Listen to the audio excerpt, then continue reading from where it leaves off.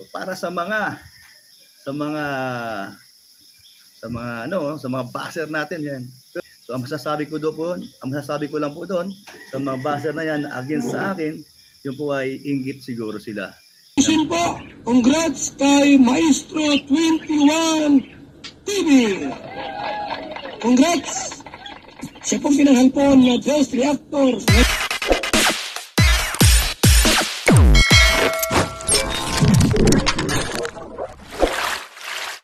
Okay, mga kalingap, isang mapagpalang umaga, tanghali, gabi po sa inyo lahat. Sana po ang lahat ay nasa mabuting kalagayan at ligtas po sa anumang kapahamakan. Sana po kayo dako ng mundo naroroon. Ako po muli ang inyong lingkod, Maestro 21 TV. At sa ating video ngayong araw na ito, tayo muli po ay magbibigay ng palibagong reaction po tungkol po sa pagsagot ni Kuya Brooks sa isang buzzer na naganap po.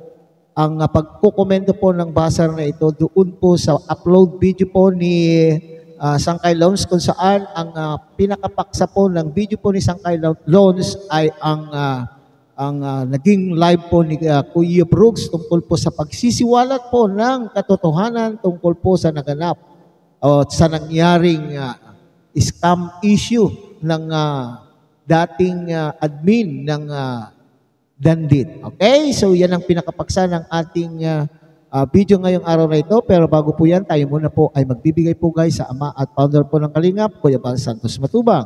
At tangkilikin natin, Ate Ed Vlog, Kalingap Rob, Kalingap Dan, Kuya Brooks Vlogs, and Ruelo Malalag.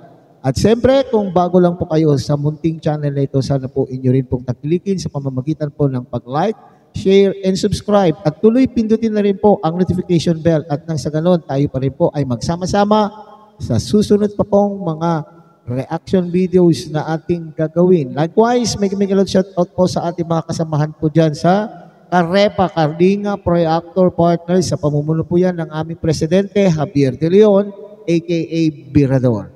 At tangkilikin din po natin ang ating masisipag, matsatsagang mga Kalingap partners, Kalingap charity vloggers na nakatalaga po sa iba't ibang Kalingap landing pad na mayroon po tayo dito sa ating bansa.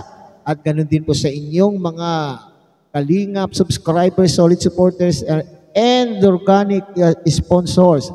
Likewise, sa ating po mga kapatid po dyan sa Team Siomay ng Kalaki Community at ng buong Kalaki Community. Okay? So, yan. So, pagpatuloy po natin ang ating pagbibigay po ng opinion, kuro-kuro, komento, at reaction po tungkol po sa naturang paksa kung saan sinagot ni Kuya Brooks ang kanyang buzzer na nagsasabi na pera-pera na lang daw po si Kuya Brooks.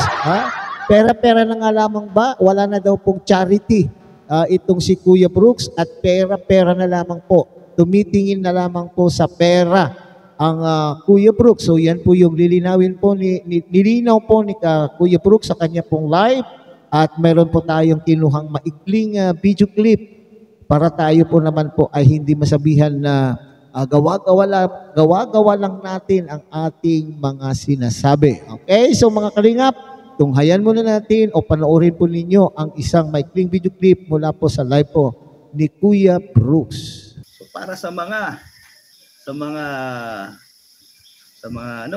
buzzer natin yan.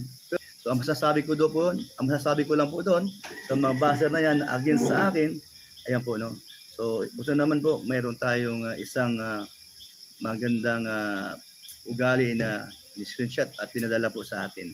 Kung sino po yan, ay grabe ito po. Ang dami pong sinin sa akin kung sino yung mga yan. Yung po ay inggit siguro sila na mayroong nag-sponsor po sa akin. Isa po sa si Sarmico, Mami Inday, marami po nag-sponsor po sa pabahay ni Kalingap Dan dito po sa kanyang kapatid na si Alimyon. Salamat sa mga tumulong dito. No? So kung ako man nagkakabahay dito po, hindi ko po yung kasalanan at bangkos po ay nagpapasalamat po ako sa mga sponsor kasi sila ay napusuan po si Alimyon at tayo, no? At si Kalingap Dan ang siya nag-handle. So ito pong buzzer na ito ay laking inggit po talaga siguro, no? So may mga hindi niya alam na screenshot po kanyang mga sinasabi nila. So ang sabi ko lang sa kanila, inggit tikit na lang po. Kung ako po mayroong ditong nakita nyo na magandang bahay, salamat kay Lord, no? So sana kayo din magkakaroon din kayo, no? Huwag kayo mag-alala. Huwag kayo mainggit. Kasi pag kayo nainggit, baka mawalan pa kayo ng pag-asa.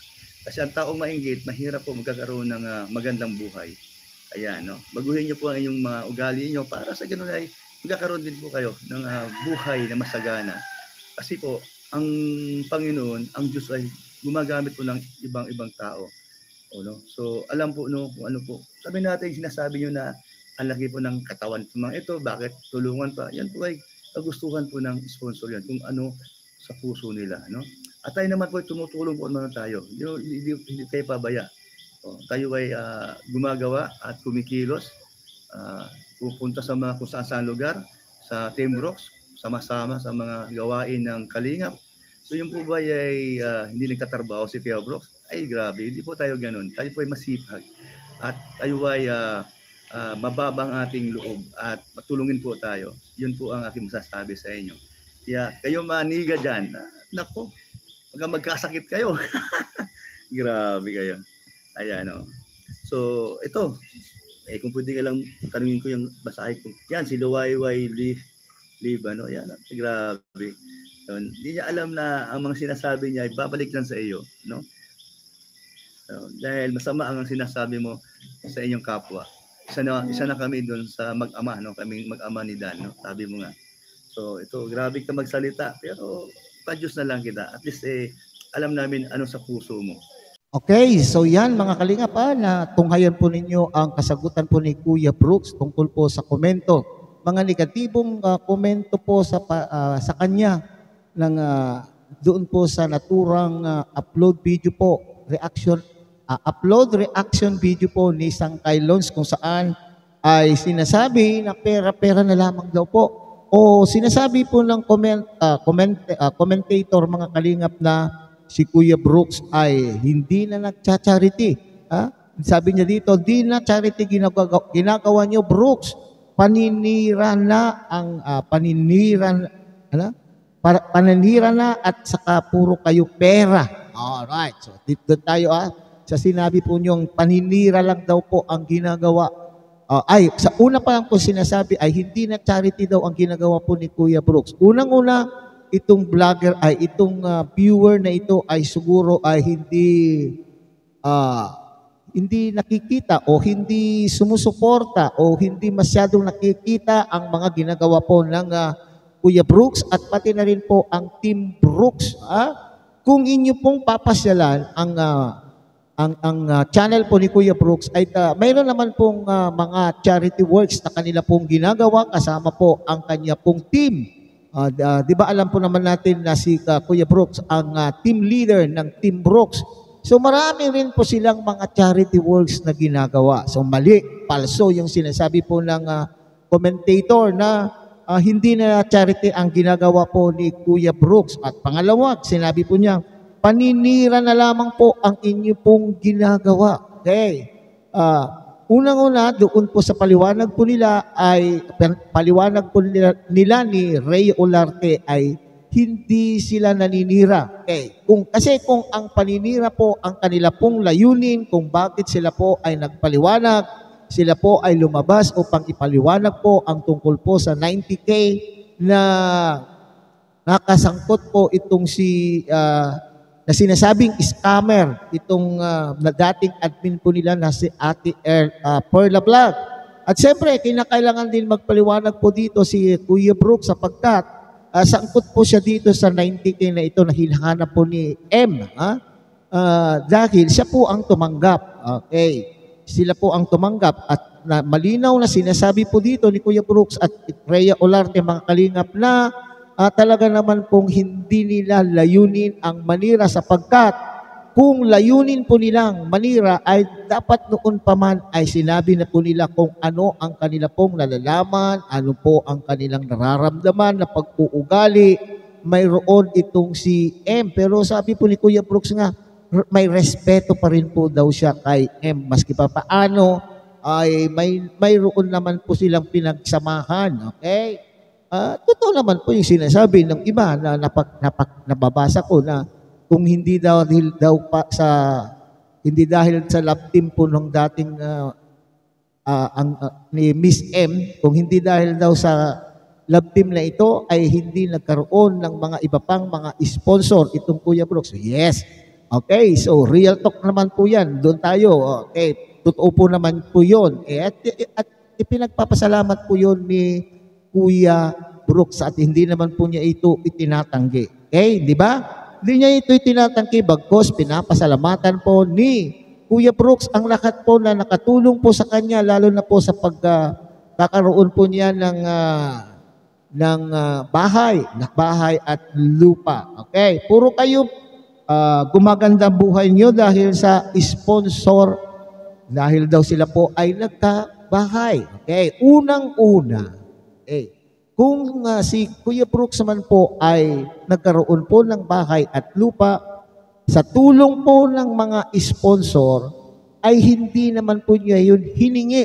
Okay, hindi naman po siya nagsabi na, oy, bigyan, wala akong bahay, wala akong lupa, pwede ho bang bigyan po ninyo ako o nagsulisit? Hindi naman nagsulisit po itong si Kuya Brooks upang siya po ay bigyan po ng bahay at lupa bagkos ay kusang loob po itong ibinigay po ng mga sponsors. Okay.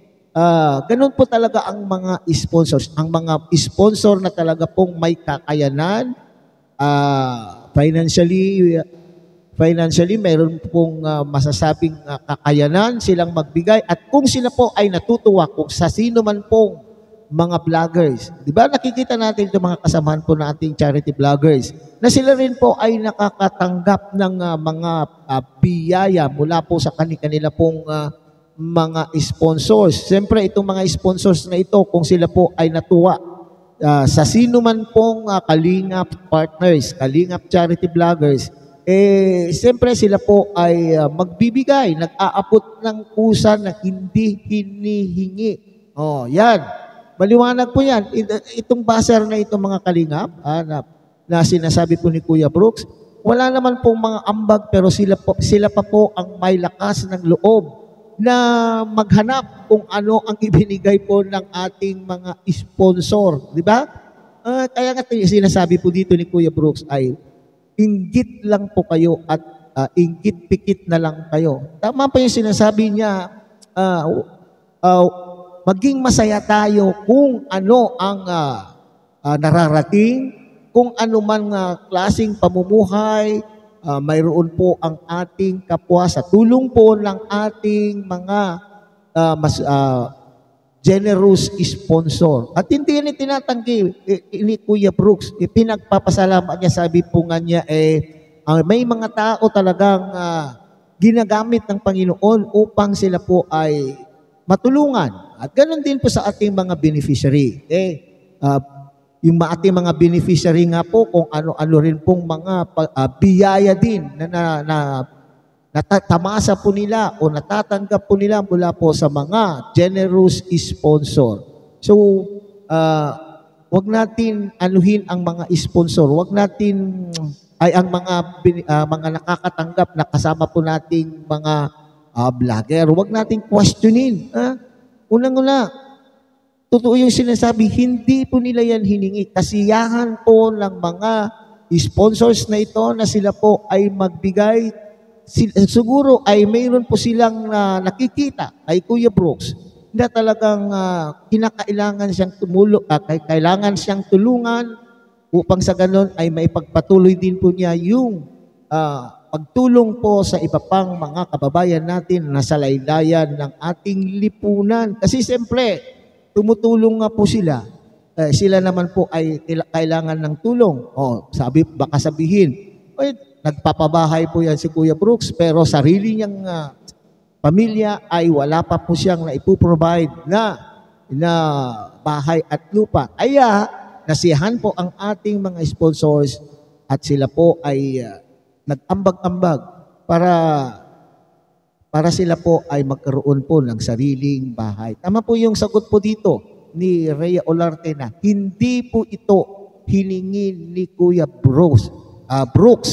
Ito po ay kusang ibinigay po ng mga sponsor. Huwag na tayong mainggit kung tayo po ay Kung ano man po ang nakikita natin na mayroon ang ating kapwa, pagsikapan po natin upang sa ganon tayo rin po ay magkakaroon. Yan lang po ang ating masasabi. Ayan lang po ang ating may bibigay na reaksyon tungkol po sa ating paksa. Muli, tangkilikin po natin Kuya Bal Santos Matubang, Ate Edna Vlog, Kalingap Rob, Kalingap Dan, at Kuya Brooks Vlogs, at siyempre Ruel of Malalag. At kung siyempre, pinapakiusapan din po kayo ng inyo pong lingkod. Sana po inyo rin pong takilikin ang munting channel na ito sa pamamagitan po ng inyong pag-like, share, and subscribe. At tuloy pindutin na rin po ang notification bell at sa ganon tayo pa rin po ay magsama-sama sa susunod pa pong mga reaction videos na ating gagawin. Muli, isang mapagpalang umaga, tanghali, gabi po sa inyo lahat. Mabuhay po kayo and God bless everyone.